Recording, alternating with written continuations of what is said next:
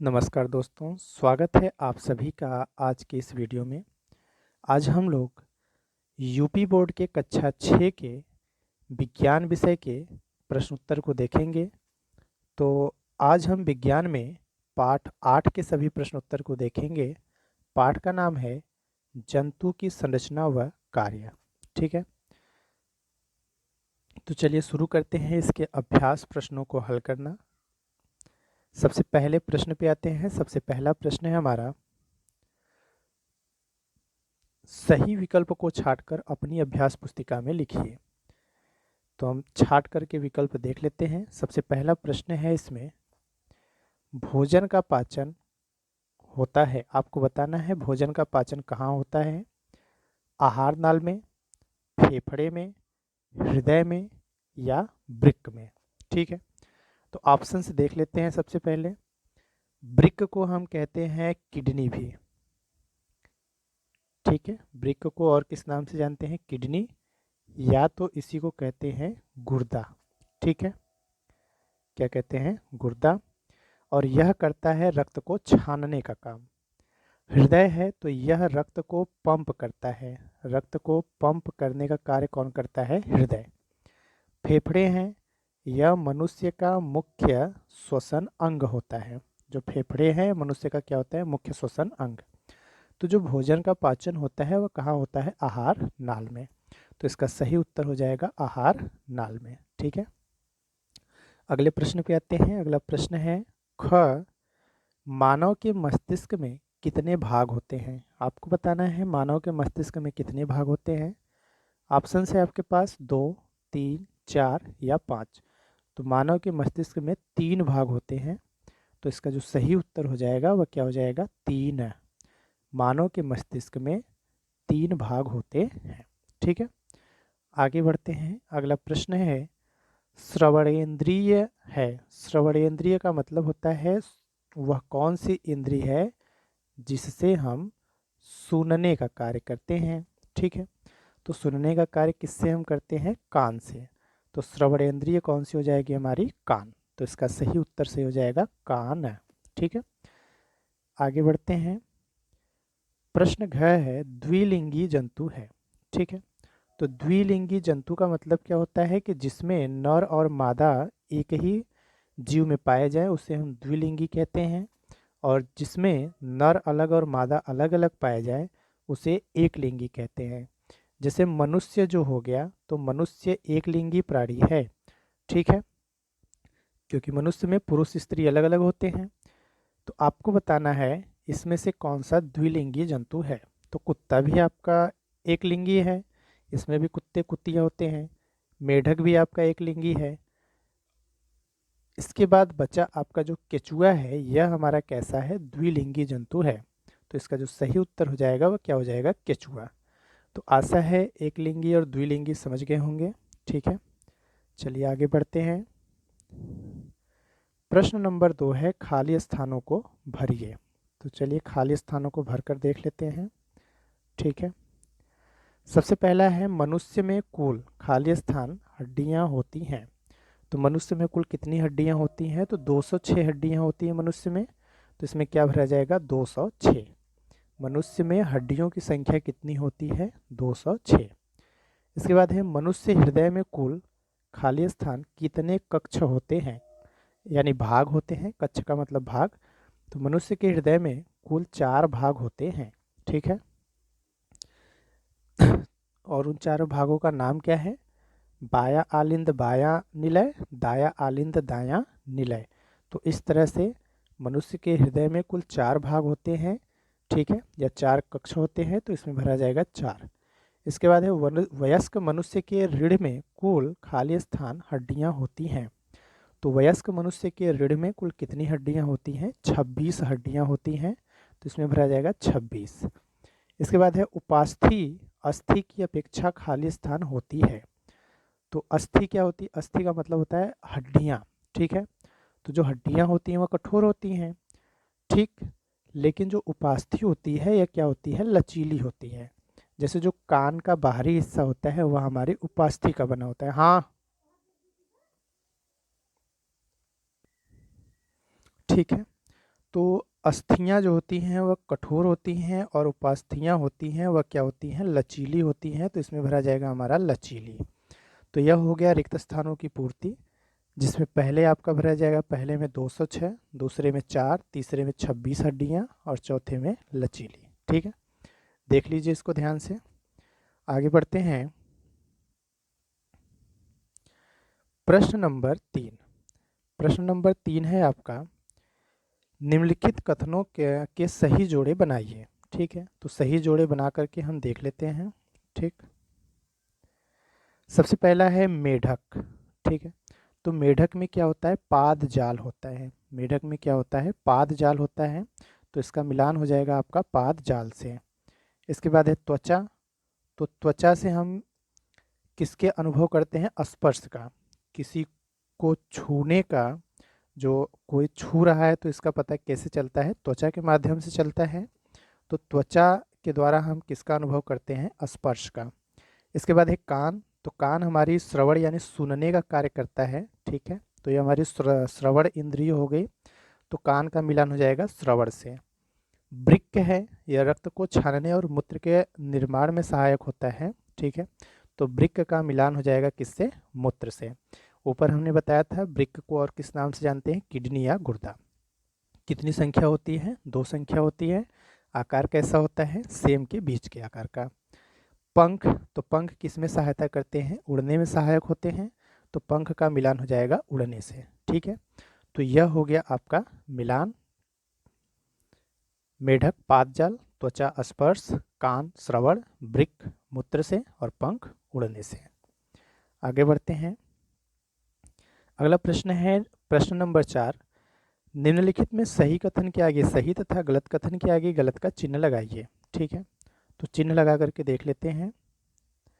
सबसे पहला प्रश्न है, मछलियों में प्रचलन पंख द्वारा होता है। ठीक है, तो आपको बताना है यह सही है या गलत है। तो यह हमारा क्या है, गलत है। क्योंकि पंख द्वारा प्रचलन जो होता है वह पक्षियों में होता है। जो पक्षी होते हैं वह हमारे क्या होते हैं, पंखों के द्वारा उड़ते हैं। ठीक है, तो मछलियों में प्रचलन अंग क्या होता है, वो पंख नहीं होता है बल्कि क्या होता है, पख होता है। ठीक है, क्या होता है, पख। ठीक, तो ये हमारा क्या रहेगा, गलत रहेगा। अगला है, मनुष्य का हृदय बराबर स्पंदन करता है। तो यह बिल्कुल सही है। मनुष्य का हृदय जन्म से लेकर मृत्यु तक जीवन पर्यंत लगातार स्पंदन करता रहता है। स्पंदन का मतलब होता है धड़कना। यानी जो मनुष्य का हृदय रहता है वह जीवन पर्यंत धड़कता रहता है। जिस दिन वह धड़कना बंद कर दिया, ठीक है, आदमी भगवान को प्यारे हो जाएंगे। ठीक है, तो मनुष्य का हृदय बराबर स्पंदन करता रहता है। तो यह हमारा क्या रहेगा, सही रहेगा।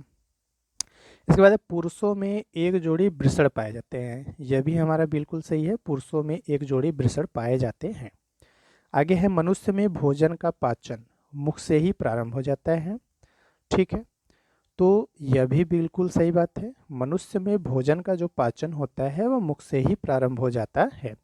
और कुछ कुछ लोगों को तो भोजन मुंह में नहीं जाता तब भी पाचन हो जाता है। ठीक है, कैसे, जब कोई व्यक्ति मनचाहा भोजन, लड्डू मिठाई वगैरह देखता है तो उसके मुंह में पानी आने लगता है। जो लार रहता है मुंह में आया, वह भी भोजन को पचाने का एक कार्य करता है।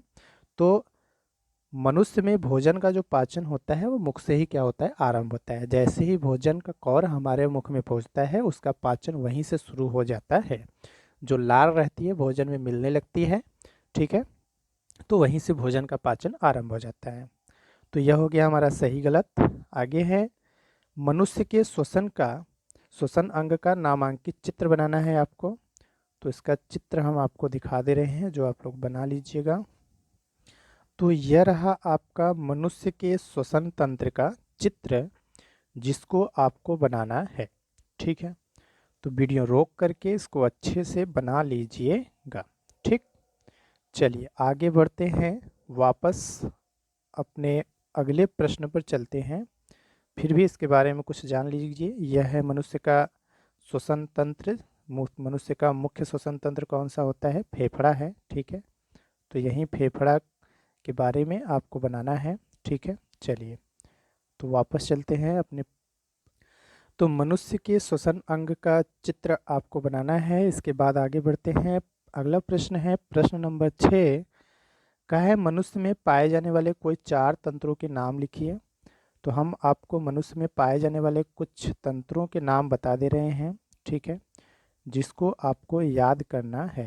ठीक, तो चलिए देख लेते हैं। इसमें से आपको केवल 4 ही याद करना है। पहला है तंत्रिका तंत्र, इसके बाद है श्वसन तंत्र, पाचन तंत्र, परिसंचरण तंत्र, कंकाल तंत्र और उत्सर्जन तंत्र। तो यह कुल 6 तंत्रों के नाम आपको दिए जा चुके हैं। इनमें से आपको केवल 4 तंत्रों के नाम याद करना है। तो जो आपको सरल लगेगा उनके नाम आप याद कर लीजिएगा, ठीक है। चलिए, यह प्रश्न नंबर 6 हो गया। अब आगे बढ़ते हैं प्रश्न नंबर 7 पर। प्रश्न नंबर 7 है कंकाल तंत्र के 2 कार्य लिखिए। आपको कंकाल तंत्र के 2 कार्य बताना है। तो चलिए उत्तर देख लेते हैं। 3 कार्य हम आपको बता दे रहे हैं, कोई 2 याद कर लीजिएगा। सबसे पहला है कंकाल शरीर को एक निश्चित आकृति एवं आकार प्रदान करता है, अर्थात कंकाल के द्वारा मनुष्य को एक निश्चित आकार प्राप्त होता है। अगर कंकाल न रहता तो मनुष्य एक मांस का लोथड़ा नजर आता। इसके बाद एक कंकाल शरीर को सुदृढ़ बनाता है। कंकाल प्रचलन में सहायता प्रदान करता है। प्रचलन यानी चलने में भी मदद कौन करता है, तो वह कंकाल ही मदद करता है। तो यह हो गए हमारे कंकाल के कार्य, ठीक है। कंकाल का मतलब क्या होता है, जो हड्डियों का ढांचा होता है उसी को हम क्या कहते हैं, कंकाल कहते हैं। अगर किसी व्यक्ति के ऊपर से मांस वगैरह सब हटा दिए जाए तो जो हड्डियां बचेंगी वही क्या है, हमारा कंकाल तंत्र है, ठीक है। चलिए आगे बढ़ते हैं। अगला प्रश्न है प्रश्न नंबर 8, संधि किसे कहते हैं, ठीक है। तो इसका 2 उत्तर हम आपको बता रहे हैं, जो आसान लगेगा वह याद कर लीजिएगा। तो हमारा कंकाल तंत्र हड्डियों का ढांचा होता है। इनकी हड्डियां एक दूसरे से विभिन्न प्रकार से आपस में जुड़ी होती हैं। इन जोड़ों को संधि कहते हैं, ठीक है। तो यह एक उत्तर हो गया। या तो संधि क्या होता है, तो शरीर में हड्डियां एक दूसरे से विभिन्न प्रकार से आपस में जुड़ी होती हैं, इन जोड़ों को संधि कहते हैं, ठीक है। तो यह हो गया संधि किसे कहते हैं का उत्तर, ठीक है।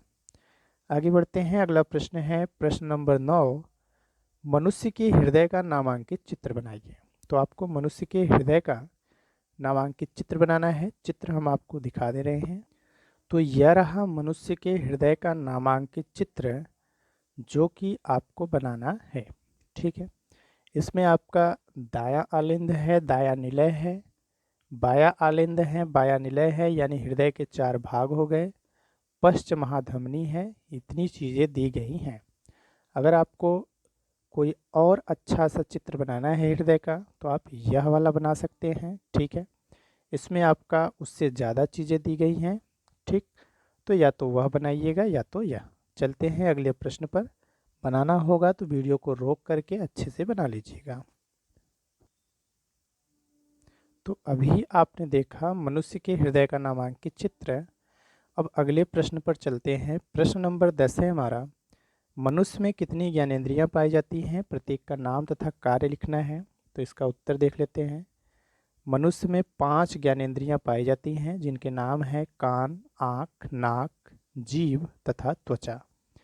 ज्ञानेंद्रियों का मतलब क्या होता है, जिनसे हमें बाहरी उद्दीपन का आभास होता है, बाहरी चीज़ों का पता चलता है, वे सभी चीज़ें हमारी ज्ञानेंद्रियां होती हैं। यानी जिनसे हमें ज्ञान प्राप्त हो वह इंद्रियां ही क्या कहलाती हैं, ज्ञानेंद्रियां कहलाती हैं। ज्ञान से मतलब है जिससे हम देख सकें, जिससे हम सुन सकें, जिससे हम महसूस कर सकें, जिससे हम सूंघ सकें, ठीक है। तो यही सब हमारी क्या है, ज्ञानेंद्रियां हैं। तो मनुष्य में 5 ज्ञानेंद्रियां पाई जाती हैं, कान, आँख, नाक, जीभ तथा त्वचा। अब इनके कार्य देख लेते हैं, ठीक है। सबसे पहले है कान, ठीक। तो कान को श्रवणेंद्रिय कहा जाता है। श्रवणेंद्रिय का मतलब होता है श्रवण यानी सुनने की इंद्रियां, जिसके द्वारा हम सुनते हैं उसे क्या कहते हैं, श्रवणेंद्रिय कहते हैं। तो कान सुनने तथा शरीर का संतुलन बनाने में सहायक होते हैं। तो यह पहली ज्ञानेंद्रिय हो गई। अगली है आँख। आँख को दृश्येंद्रिय कहा जाता है, आँख द्वारा देखने का कार्य होता है।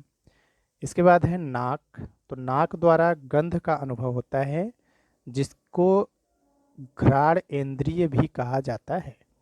नाक के द्वारा क्या होता है, गंध का अनुभव होता है, इसलिए इसको घ्राणेंद्रिय कहा जाता है। इसके बाद है आपका जीभ, तो इसे स्वाद इंद्रिय कहा जाता है, यानी इससे स्वाद का अनुभव होता है।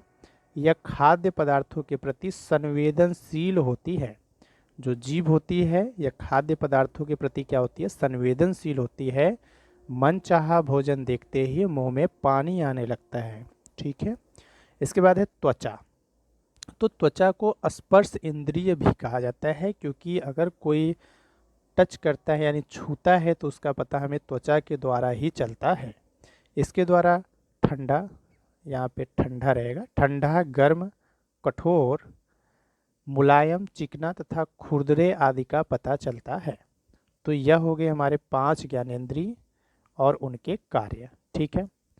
यहाँ पर 4 ही लिख दिया गया है, तो इसको 5 बना लीजिएगा। ठीक है।